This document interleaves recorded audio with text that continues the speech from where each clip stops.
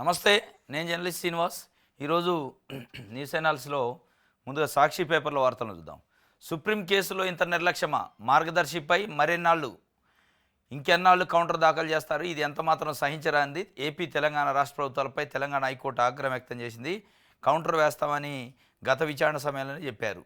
6 నెలలు దాటిందట కౌంటర్ వేస్తామని.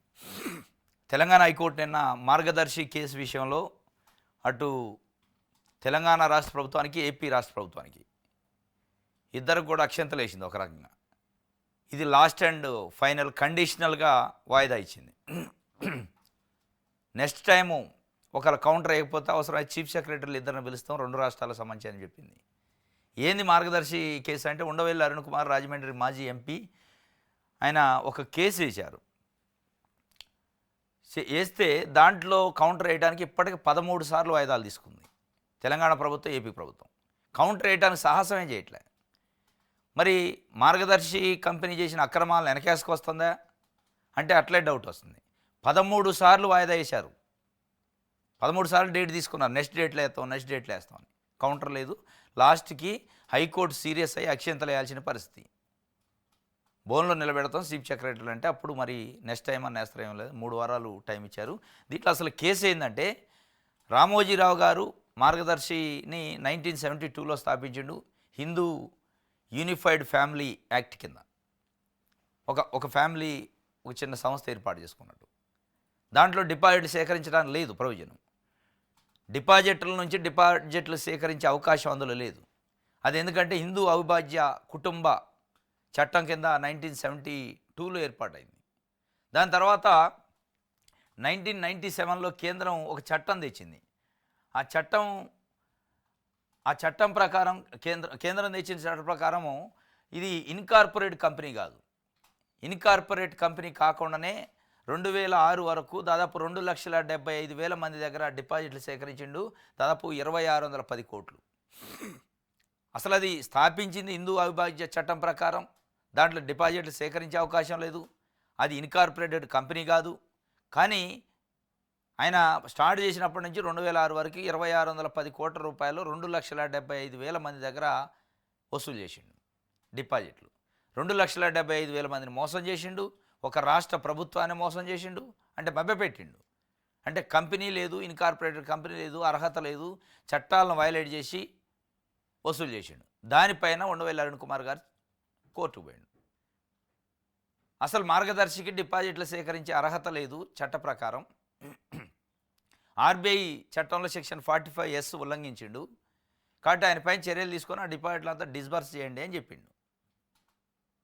రామోజీరావు గారికి సంబంధించిన మార్గదర్శి కోర్టులో ఏం చెప్పిందంటే, అవన్నీ మళ్ళీ ఎవరికి పంచుతాం సార్ అని చెప్పింది.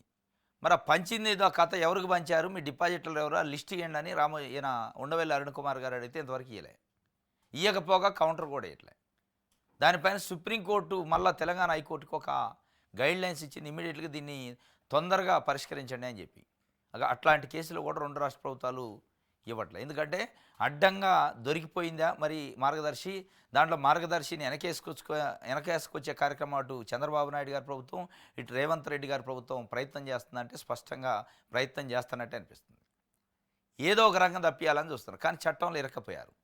ఆర్బీఐ రూల్స్ సెక్షన్ 45Sలో ఇరక్కపోయారు. ఇన్కార్పొరేటెడ్ కంపెనీ కాకుండా 2,610 కోట్లు సేకరించింది కనపడుతుంది రికార్డు. 2,75,000 మంది కస్టమర్లు, సబ్స్క్రైబర్సు అసలు వాళ్ళకు ఎవరు ఏందో తెలియకుండా కూడా సేకరించారు. ఇదంతా ఏంటంటే 2,75,000 మంది లేరు ఖాతాదారులు. కొంతమంది నాయకులు, కొన్ని పార్టీలకు సంబంధించి ఈనాడు, మార్గదర్శి ఏదైతే అంటగాగే పార్టీలు, నాయకులు, కొన్ని సామాజిక వర్గాలకు సంబంధించిన బ్లాక్ మనీని దాచారు అందులో అనేది ప్రధాన ఆరోపణ. ఆ బ్లాక్ మనీని దాయటానికే ఇది ఒక సంస్థ లెక్క పెట్టి సంస్థలో డిపాజిట్లు వచ్చినాయని, ఆ డిపాజిట్లు ఈ డబ్బులని చెప్తున్నారు. ఇప్పుడు ఆ బ్లాక్ మనీ దందా బయటకు వద్దు కాబట్టి ఇద్దరు కౌంటర్ వేయట్లేదు అనేది ప్రధానమైన ఆరోపణ. ఇది మార్గదర్శి సంబంధించి నెక్స్ట్ టైం అయితే పిలుస్తుందట చీఫ్ సెక్రటరీని కోర్టు. ఇంకోటి, దివ్యాంగుల పెన్షన్లో కోత 8,18,000 పెన్షన్దారులకు చంద్రబాబు సర్కారు అర్హత పరీక్షలు. తొలి విడతలో పక్షవాతం, కండరాల జబ్బుతో కదలలేని వారికి పరీక్షలు. ఇంటికే వచ్చి పరీక్షలు చేయనున్న వైద్య బృందం. ఆ సమయానికి ఇంట్లో లేకపోతే పింఛన్ నిలిచిపోయినట్లే మలి విడతలో ఇతర రోగులు, దివ్యాంగులకు ఆసుపత్రుల్లో పరీక్షలు. నిర్ణీత తేదీల్లో పరీక్షలకు హాజరు కాకపోతే అనర్హత వేటే. ప్రభుత్వం మార్గదర్శకాలు జారీ. కూటమి ప్రభుత్వం ఏర్పాటు నుంచి పెన్షన్ల కోతలకు రకరకాల యత్నాలు. మొత్తానికైతే పింఛన్ని చంద్రబాబు నాయుడు గారు 3,000 నుంచి 4,000 చేత ఒక 1,000 పెంచుతా అన్నాడు. ఆ 1,000 పెంచినందుకు 2,000 తగ్గించే కార్యక్రమం చేస్తాడు. ఇక దానికోసం 8,18,000 మందికి సంబంధించి దివ్యాంగుల పెన్షన్ల మీద కత్తిగట్టిండు. కత్తిగట్టి ఏదో ఒక రకంగా 8,18,000 5 లక్షలకా 3 లక్షలకా 2 లక్షలకా తీసుకురావాలి. తీసుకొస్తే కానీ ఆయన పెంచిన 1000కి ఆడ లెక్క బ్యాలెన్స్ అయింది. పెంచినట్టే పెంచిండు 1000, కానీ పెన్షన్దారులు తగ్గిస్తాడు. ఇప్పుడు 65 లక్షల మంది 64 లక్షల మంది పెన్షన్దారులు ఉండరు. దాన్ని 50కి తీసుకొస్తాడు. ఇటు చేసి అటు చేసి ఆ అర్హత ఈ అర్హత అని అర్హత పరీక్షలు పెట్టండి, అనర్హులకి ఇవ్వద్దు, తప్పులేదు. కానీ ఆ పేరుతోని రకరకాల పార్టీ జెండాలు, కులాలు, మతాలు ప్రాతిపదికను తొలగిస్తే, అంటే మీ పార్టీ నాయకులకు అనుగుణంగా లేరని, మీ పార్టీ కోటే లేదని, లేకపోతే జగన్మోహన్ రెడ్డికి వైఎస్ఆర్సీపీకి అభిమానని, ఇట్లాంటి తొలగించే కార్యక్రమాలు కూడా గ్రామాల్లో జరుగుతున్నాయి. అది తప్పు కదా.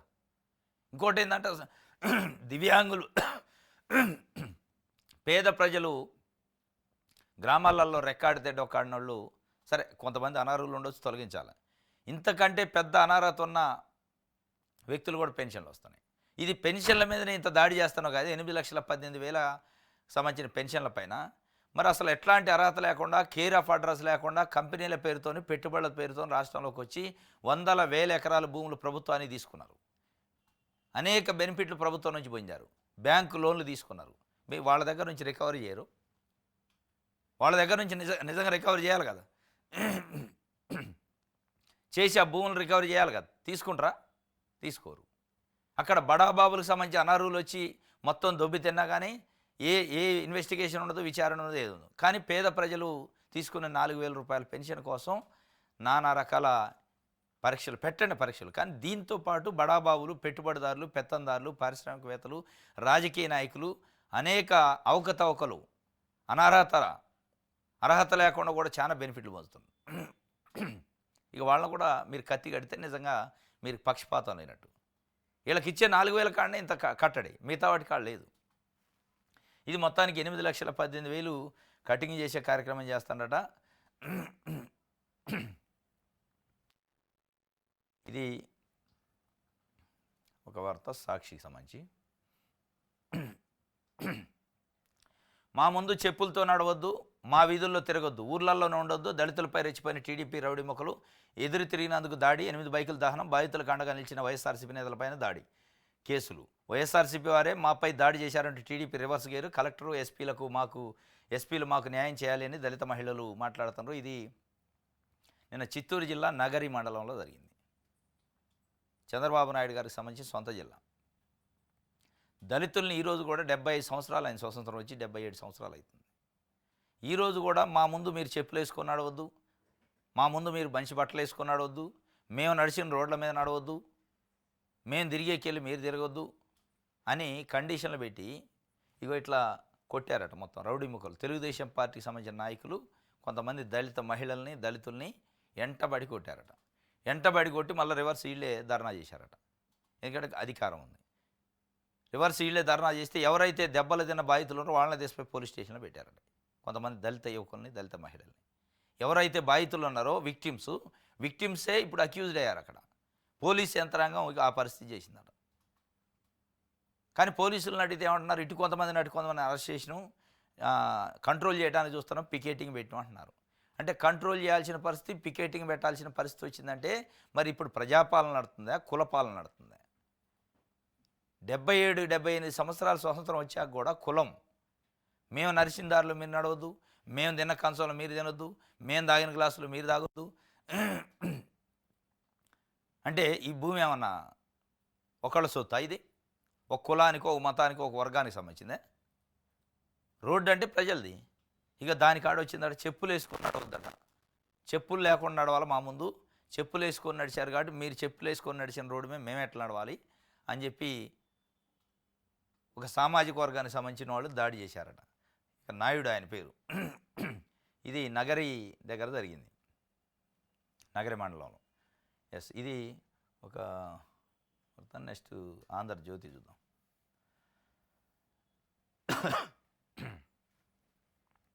రైట్. ఆలోచనలో పెట్టుబడట దానితోనే సంపద సృష్టించాలి. పైసా ఖర్చు పెట్టకుండా హెచ్ఐసిసి నిర్మాణం దేశంలోని అత్యధిక తలసరి ఆదాయం తెలంగాణలోనే ఉంది. ఏపీ తెలంగాణలో పారిశ్రామికవేత్తలు భాగస్వాములు కావాలి. ప్రపంచ తెలుగు సమైక్య సభలో సీఎం చంద్రబాబు కీలక ఉపన్యాసం స్వర్ణాంధ్ర చేసి చూపిస్తారట. ఈ స్వర్ణాంధ్ర చేసి చూపిస్తూనే ఉండు. 14.5 ఏళ్ళు ముఖ్యమంత్రి అయినప్పటి నుంచి స్వర్ణాంధ్ర అయితేనే ఉంది, మనం చూస్తూనే ఉంది, మొత్తం బంగారం. ఆలోచనలే పెట్టుబడట. మరి ఆలోచన ఏదో పేదోళ్ళకు కూడా చెబితే మీ లెక్క అత్యంత ధనికమైన సీఎం అవుతారుగా అందరూ. ధనికమైన వాళ్ళు అవుతారు ఎవరికి వాళ్ళు. మీరే సీఎంలలో అత్యంత ధనికం. మీరు ఆలోచనలో పెట్టుబడిగా 936 కోట్ల రూపాయలు సంపాదించారు. అత్యధిక ధనవంతులైన సీఎం అయ్యారు. మరి అది ఆ ఆలోచన ఏందో పేద ప్రజలకి, రైతులకి, మహిళలకి, కార్మికులకి అందరూ చెప్తే, నిరుద్యోగులకు చెప్తే ఉద్యోగాల కోసం వేట ఉండదుగా. ఆలోచనలే పెట్టుబడులట, దాంతోనే సృష్టిస్తారట సంపద. కాబట్టి ఆయన చెప్తుండు స్వర్ణాంధ్ర చేసి చూపిస్తానంటుండు. మరి అది ఎప్పటికల్లా అయిద్దో చూడాలి. 2047కి అయిద్దట.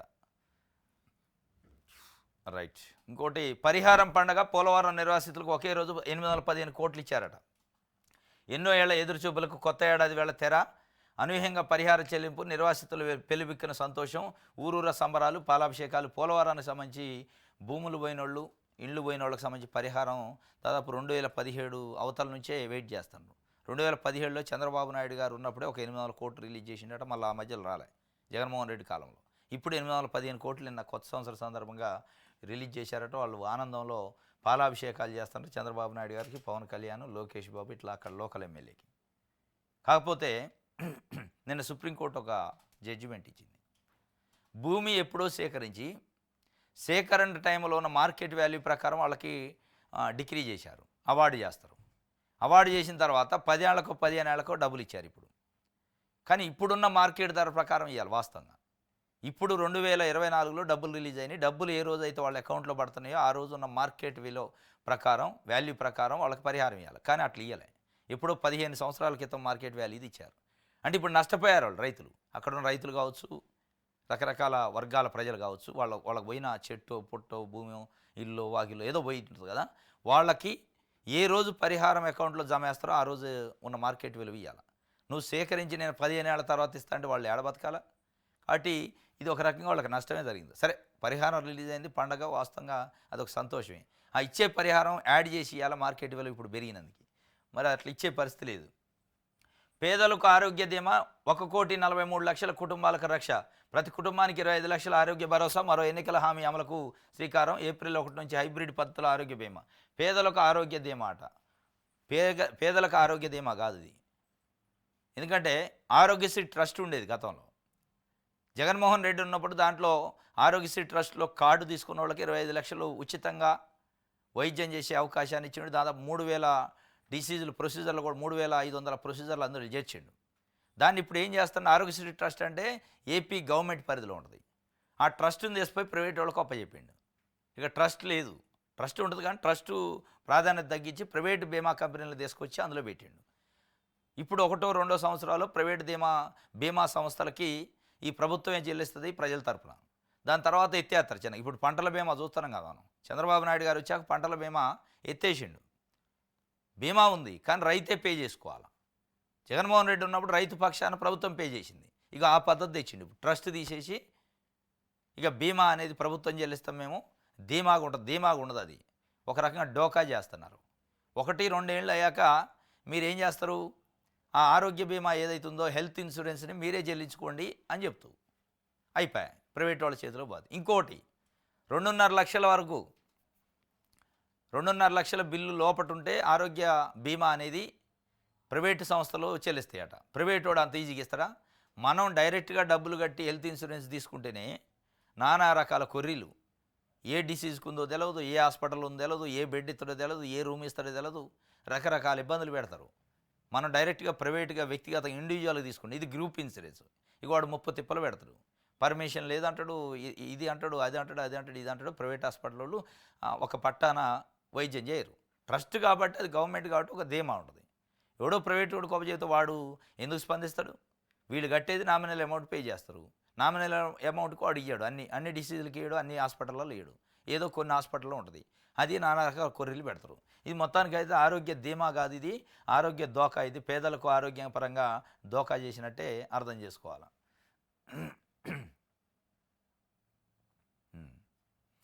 ఇగో పరిహారం ఇవ్వడంలో ఆలస్యమైతే మార్కెట్ రేటు చెల్లించాల్సిందే సుప్రీంకోర్టు నిన్న చెప్పింది. 2003లో సేకరించిన భూమికి 2011 నాటి ధరల ప్రకారం రేటు నిర్ధారించి ఆ సొమ్మును 2019లో చెల్లిస్తామంటే కుదరదని సుప్రీంకోర్టు తేల్చి చెప్పింది.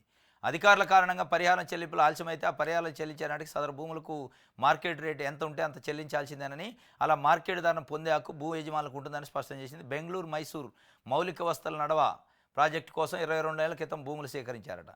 ఇది నిన్న సుప్రీంకోర్టులో జరిగింది. మనం అనుకున్నది ఇదే సుప్రీంకోర్టులో జరిగింది. బెంగళూరు మైసూరుకు సంబంధించిన హైవే, నేషనల్ హైవేకి సంబంధించి భూమి సేకరించారట. 2003లో భూమి సేకరించి 2011 మార్కెట్ ధరల ప్రకారం అవార్డు చేసి 2018లో డబ్బులు ఇచ్చారట.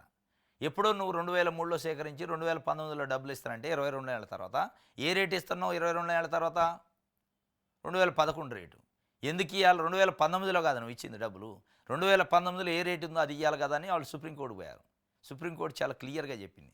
ఆర్టికల్ 300A ప్రకారం ఆస్తి పరిరక్షణకు ఆర్టికల్ 300A అధికారాన్ని, రాజ్యాంగంలోని ఆర్టికల్ 300A అధికారాన్ని అపహాస్యం చేసినట్టయింది.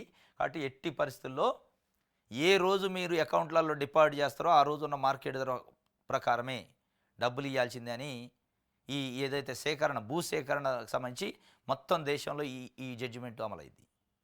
ప్రతి ఒక్కళ్ళు, అది రోడ్లకు కావచ్చు, నేషనల్ హైవే కావచ్చు, RRR కావచ్చు, RRR కావచ్చు, AR అన్న కావచ్చు, బ్రిడ్జిలు కావచ్చు, ప్రాజెక్టులు కావచ్చు, ఏ విషయంలో భూమి మీరు కోల్పోయినా మీ దగ్గర నుంచి ప్రభుత్వాలు సేకరించినా ఆ సేకరించే రోజు ఉన్న ధర కాదు, మీకు పైసలు జమ చేసే రోజు ఉన్న ధరనే కన్సిడర్ చేయాలి. అట్లాంటిది ఏదైనా అన్యాయం జరిగితే మీరు కోర్టులకు పోవచ్చు. హైకోర్టు కానీ సుప్రీంకోర్టు కానీ 300A ఆర్టికల్ ప్రకారం మీకు రిలీఫ్ వస్తుందని సుప్రీంకోర్టు చాలా మైల్ స్టోన్ జడ్జిమెంట్ ఇచ్చింది. ఒక రికార్డెడ్ జడ్జిమెంట్ ఇది, మామూలు విషయం కాదు. ఎందుకంటే అనేక చోట్ల అనేక రకాలుగా అనేక రాష్ట్ర ప్రభుత్వాలు, కేంద్ర ప్రభుత్వాల పరిధిలో ఇట్లాంటి ఇష్యూస్ జరుగుతున్నాయి. ల్యాండ్ ఎక్విజిషన్లో అనేక రకాలుగా అన్యాయం అవుతుంది పేద ప్రజలకి. కాబట్టి చాలా మైల్ స్టోన్ జడ్జిమెంట్ అయితే ఇచ్చింది సుప్రీంకోర్టు నిన్న. ఇది ఒక వార్త.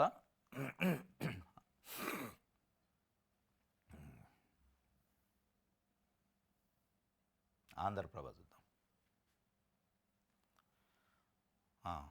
22A భూములపై నిషేధం ఎత్తివేతట 20 నుంచి మళ్ళీ రీసర్వే. సంక్రాంతి తర్వాత రాజముద్రతో కొత్త పట్టాదారు పాస్ పుస్తకాలు, నకిలీ పాస్ పుస్తకాలు సామాన్లు నిందితులైన MROలపై చర్యలకు రంగం సిద్ధం. 22A భూములపై నిషేధం ఎత్తివేతట. ఇదే అంశంపైన గడిచిన ప్రభుత్వం, జగన్మోహన్ రెడ్డి ప్రభుత్వం నిషేధం ఎత్తితే ఇటు తెలుగుదేశం పార్టీకి భజన చేసే పత్రికలు పెద్ద ఎత్తున గగ్గోలు పెట్టినాయి. 22A నిబంధన ఎత్తేసి దాంట్లో పెద్ద కుంభకోణం జరుగుతుంది అది అని పెద్ద ప్రచారం చేశారు. ఇప్పుడు అదే మళ్ళీ కథ చేస్తాను. అదే రీసర్వే, జగన్మోహన్ రెడ్డి చేసిన రీసర్వే, 22A నిషేధం ఎత్తివేత, వీటిపైనే గడిచిన ఎన్నికల్లో ప్రచారం చేసి నెగిటివ్ ప్రచారం మొత్తానికి అయితే లబ్ధి పొంది. కానీ మళ్ళీ అదే రీసర్వే, అదే 22A నిషేధం ఎత్తివేతనరు, మొత్తానికి ఎత్తేయాలి కూడా పేద ప్రజలకు సంబంధించి. దీన్ని ఒక నెగిటివ్ కోణంలో తీసుకున్నారు.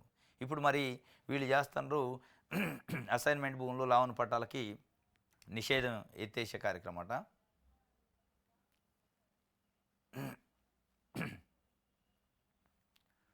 రైట్, దిశ చూద్దాం.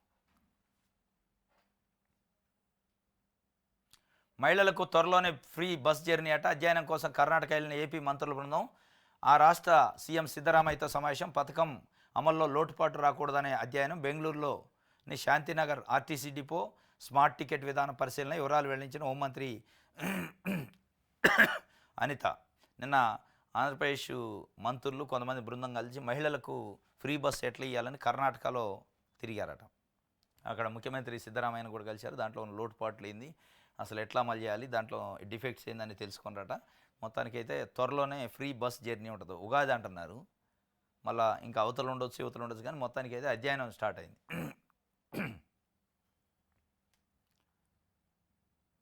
వయసుకు తగ్గట్టు ఉంటే మంచిది. కూటమిలో భాగస్వామిగా ఉన్న బీజేపీ నేతలపై ఆరోపణలు సరికాదు. జేసీ ప్రభాకర్ రెడ్డికి మంత్రి సత్యకుమార్ హితవు పలికిండు. వైద్య ఆరోగ్య శాఖ మంత్రి ఆయన నిన్న కౌంటర్ ఇచ్చిండు. జేసీ ప్రభాకర్ రెడ్డి తాడిపత్రికి సంబంధించి మున్సిపల్ చైర్మన్, తెలుగుదేశం పార్టీ నాయకుడు. ఆయన ఒక రకంగా బీజేపీ పార్టీకి సంబంధించిన నాయకుల్ని చాలా ఘాటుగా విమర్శించిండు. ఇట్లా బూతులే తిట్టండి నా కొడకల్లారా ఇట్లా అట్లా. అందుకే ఆయన కౌంటర్గా వయసుకు తగ్గ మాటలు మాట్లాడితే మంచిగా ఉంటుంది. కూటమిలో ఉన్న పార్టీ నాయకులను అట్లా తిట్టడం అనేది కరెక్ట్ కాదు అనేది. దీనికి సంబంధించి ఆయన సత్యకుమారు రిప్లై ఇస్తే అదే విషయం పైన బీజేపీ నాయకురాలు మాధవీలతపై కేసు అట. జేసీ ట్రావెల్స్ బస్ దగ్ధం కేసులో కేసు పెట్టారు. ఇప్పుడు జేసీ ప్రభాకర్ రెడ్డి గారే మాధవీలత బీజేపీ నాయకురాల పైన పచ్చి బూతులు తిట్టిండు. ఒక రకంగా అసలు అనకూడని పదాలు కూడా వాడిండు. అంటే సినిమా ఇండస్ట్రీకి సంబంధించిన మహిళల పైన అనకూడని పదాలు, అన్పార్లమెంటరీ వర్డ్స్ వాడిండు. ఆమె పాపం బయటకు వచ్చిన తర్వాత సోషల్ మీడియాలో చూసి ఆమె చిన్న కౌంటర్ ఇచ్చింది. ఎక్కడ కూడా ఆమె అన్పార్లమెంటరీ మాట్లాడలేదు. కౌంటర్ ఇచ్చిండు. ఆయన వయసు రీత్యా ఆయన విజ్ఞతకే వదిలేస్తున్నా అని చెప్పి కూడా చెప్పింది. కానీ రివర్స్ ఆమె మీద కేసు పెట్టారు. ఏం కేసు? జేసీ ప్రభాకర్ రెడ్డి ఏ విషయంలో తిట్టిండంటే ఆయన బస్సు లేదో అనంతపురంలో తగలబెట్టారట. అనంతపురంలో జేసీ ట్రావెల్స్ తగలబెట్టింది బీజేపీ నాయకులే. ఈ 31 నైటు మహిళలను కొంతమందిని జమ చేసి సెలబ్రేషన్ చేస్తా అని జేసీ అస్మిత్ రెడ్డి ప్రోగ్రాం చేస్తాడు.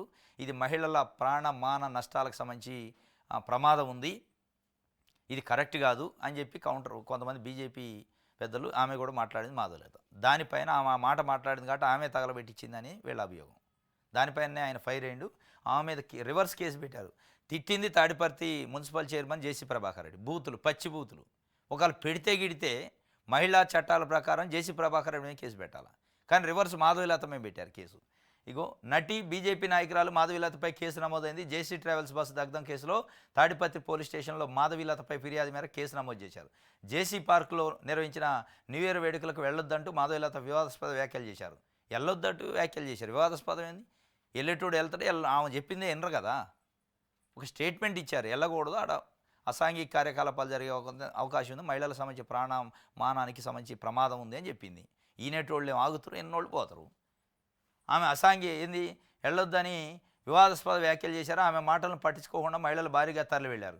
ఈ నేపథ్యంలో తెల్లవారుజామున జేసీ బస్సులు దగ్ధమయ్యాయి. బీజేపీ నాయకులే తమ బస్సు దహనం చేయించి ఉండొచ్చు అంటూ జేసీ ప్రభాకర్ రెడ్డి అనుమానం వ్యక్తం చేశారు. తానైతే కంప్లైంట్ ఇవ్వనని, పోలీసులే సుమోటోగా కేసు దర్యాప్తు చేయాలని డిమాండ్ చేశారు. నిన్న రాత్రి కూడా ప్రెస్ మీట్ పెట్టి బీజేపీ నేతలపై జేసీ తీవ్ర వ్యాఖ్యలు చేశారు. మీకంటే జగనే బెటర్ అంటూ ఫైర్ అయిన సంగతి కూడా తెలిసిందే. ఓరు నాయన, మీకంటే జగనే బెటర్, నా బస్సులు కాస్త సీజ్ చేసినా తగలబెట్టలేదు, మీరు తగలబెట్టడం స్టార్ట్ చేశారు అని చెప్పిండట. నేను కంప్లైంట్ కూడా ఇయ్యనండి. ఆయన నా బస్సు తగలబెట్టడానికి కంప్లైంట్ కూడా ఇయ్యను, సుమోటోగా పోలీసులే, నేను ఇంట్లోనే కూర్చుంటా, పోలీసులు కేసు నమోదు చేయాలన్నాడు. చేశారు వాళ్ళు. పోలీసులంతా వేరే విధేయులు అయిపోయారు జేసీ ప్రభాకర్ రెడ్డి గారికి. ఆయన కంప్లైంట్ చేయలేదు, తగలబెట్టినట్టు చెప్పలేదు, ఆయన అనుమతుల పేర్లు చెప్పలే. కానీ వీళ్ళు సుమోటో కేసు సినీ నటి మాధవీలత పైన, ఆమె ఎక్కడో హైదరాబాద్ ఉందో మరి ఎక్కడుందో తెలవని ఆమెకి అక్కడ ఉన్నట్టుగా ఆడికి పోయి తగలబెట్టినట్టు కేసు పెట్టారు. మరి ఇది అన్యాయం. ఒక మహిళ బస్సు తగలబెట్టితో పోయి, అది ఆమె అక్కడ ఉండేమో కాదు, ఆ లోకల్ కాదు, అనంతపురం కాదు, తాడిపత్రి కాదు. ఆమె కాకపోతే ఒక ప్రెస్ కాన్ఫరెన్స్లో, అంటే ఒక సోషల్ మీడియాలో చిన్న వీడియో చేశారు. అది చాలామంది చేస్తూనే ఉంటారు. 31st నైట్ ఇటు జరిగే అవకాశం ఉంటుంది, మహిళలు కరెక్ట్ కాదు, ఇది మన సాంప్రదాయం కాదని చెప్పింది. తప్పేముంది అందులో? వివాదాస్పద వ్యాఖ్యలు చేసిందట. ఏముంది అందులో వివాదాస్పదం? ఆమె ఒపీనియన్ ఆమె చెప్పింది. మొత్తానికైతే ఎవరైతే విక్టిమ్ ఉన్నారో విక్టిమ్ పైనే కేసు పెట్టారు. ఇప్పుడు ఇది దిశకు సంబంధించి ఈనాడు చూద్దాం. 2047 నాటికి ప్రపంచంలో నెంబర్ 1గా తెలుగు జాతి. 2047కు పోయింది, ఈ మధ్యలో లేదేగా, చాలా రోజులు ఉంది. 2047 అంటే 2020 అన్నాడు, విజన్ 2020 అని. గతంలో విజన్ 2020 పోయి విజన్ 2047కు పోయింది. కానీ రాష్ట్రం నెంబర్ 1 కావడానికి 2047 దాకా టైం పట్టింది. కానీ ముఖ్యమంత్రులలో టాపెస్ట్ రిచెస్ట్ ముఖ్యమంత్రిగా కావడానికి చంద్రబాబు నాయుడు గారికి అప్పటిదాకా టైం పట్టలేదు. 2024లోనే అయింది. ఆయన 2024లోనే ఆయన ఎయిమ్ సాధించిండు. 2020 అనే విజన్ పెట్టుకొని 2024 కల్లా అత్యంత రిచెస్ట్, అత్యంత ధనిక ముఖ్యమంత్రిగా దేశంలో అయితే అయింది. కానీ రాష్ట్రాన్ని అయితే 2047 దాకా తీసిపోతారట. అప్పటికే తెలుగు జాతిని నెంబర్ 1కి చేస్తారట, తెలుగు జాతిని మొత్తాన్ని. ఇంకోటి, తల్లిదండ్రులు నిర్లక్ష్యం చేస్తే ఆస్తి హక్కు రద్దు అవుతుందట. సుప్రీంకోర్టు తీర్పు. వృద్ధుల సంరక్షణ బాధ్యత బిడ్డలదే, విస్మరించే వారికి ఆస్తి పొందే హక్కు లేదట. 2007లో ప్రభుత్వం తీసుకొచ్చింది ఒక చట్టం, తల్లిదండ్రులు వృద్ధుల సంరక్షణ పోషణ చట్టం అని ఉంది. అది ఆల్రెడీ ఉంది, దానికి ట్రిబ్యునల్ కూడా ఉన్నాయి. తల్లిదండ్రుల దగ్గర ఆస్తులు పాస్తులు అన్నీ తీసుకొని తల్లిదండ్రులు నిర్లక్ష్యం చేసి సరిగా పట్టించుకోకుండా వాళ్ళ ఆరోగ్య విషయాలు కానీ వాళ్ళ పోషణ కానీ చూడని వ్యక్తులు ఎవరైతే ఉంటారో కుటుంబాలు, వాళ్ళకి ఆ ఆస్తిని అనుభవించే హక్కు లేదు అని చెప్పి చాలా క్లిస్టల్ క్లియర్గా సుప్రీంకోర్టు జడ్జిమెంట్ ఇచ్చింది. ఆల్రెడీ 2007లో చట్టం ఉంది, తల్లిదండ్రుల పోషణ చట్టం అంటారు, తల్లిదండ్రులు వృద్ధుల సంరక్షణ పోషణ చట్టం అండి. ఆ చట్టాన్ని చాలా పగడ్బందీగా అమలు చేయాలి తప్పనిసరిగా అని చెప్పి కూడా చెప్పింది. బిడ్డల విషయంలో సత్వర విచారణ జరుపుతామని కూడా చెప్పిందట. ఇప్పటికే ఆ చట్టం ఉంది. ఆ చట్టం ఆర్డీఓ, జాయింట్ కలెక్టర్ ఆధ్వర్యంలో ట్రిబ్యునల్ ఉంది. తల్లిదండ్రుల నుంచి ఏదైతే వారసత్వంగా ఆస్తి పొంది ఉంటారో ఆ పిల్లలు పోషణ సరిగా చేయకపోతే ఆ ఆస్తి హక్కుని వాళ్ళకి రద్దు చేసి మళ్ళా ఆ వృద్ధులకి కట్టబెట్టే అవకాశం గవర్నమెంట్కి ఉంది 2007 తల్లిదండ్రులు వృద్ధుల సంరక్షణ చట్టం ప్రకారం. దాన్నే మళ్ళీ ఒకసారి సుప్రీంకోర్టు నిన్న చాలా సీరియస్గా చెప్పింది. జన్మనిచ్చిన తల్లిదండ్రుల సంరక్షణ పోషణ బాధ్యత వారి కుమారులు కుమార్తెలదని సుప్రీంకోర్టు స్పష్టం చేసింది.